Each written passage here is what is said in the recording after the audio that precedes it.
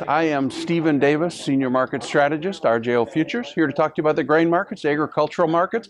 We're lower this morning, not a lot of fresh fundamental news. So traders are looking for a bullish acreage surprise in corn here June 30th, later in the month.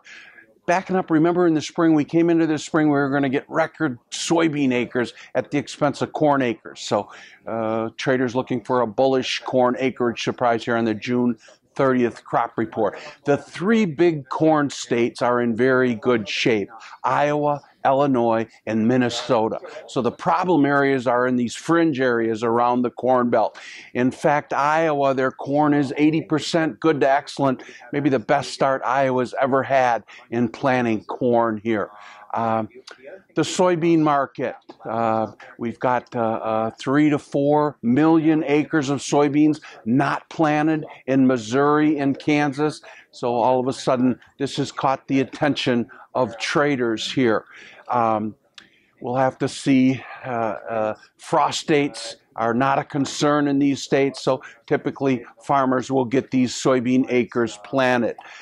Will a 1 million prevented soybean acre decline on the June 30th crop report? Will that be a bullish surprise? I do not know, but this June 30th crop report is garnering more attention with this development in Missouri and Kansas. So stay tuned for that. Now, the timing of this report, they'll be planting soybeans on July 1st after this, so the USDA will do the very best that they can putting this acreage report together. We've got 3 charts here for you today, all of them in the soybean complex. First chart is July soybeans. Look at this cycle low in June here, and we rally about 60 cents. Very impressive. Next chart is November soybeans. And again, the market got too short, and then this development with Missouri and Kansas behind on their soybean planting, and we rally 50 cents this week. So, and the last chart, July soybean meal. Look at the soybean meal chart. See if you can see the low there on June 15th, Monday. We had the NOPA crush report come out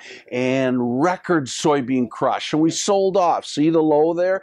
Markets was expecting that record soybean crush, so that's what happened, and we rallied back. This is an impressive chart in my analysis, and I think in the short term here can direct soybean price discovery next week.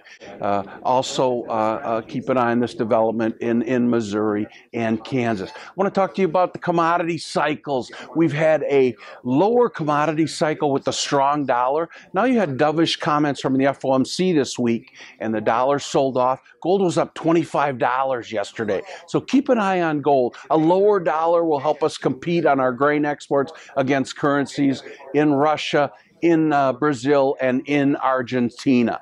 And lastly, I want to bring up cotton. Cotton can be the key to all of the commodity markets that we talk about. We probably all have some clothing on with cotton-derived fabric in it today. So, and cotton's got everything that we talk about. If the global economy is good, the demand for cotton is going to be good, better than it was 3, 4, 5 years ago. I like the chart pattern here in cotton.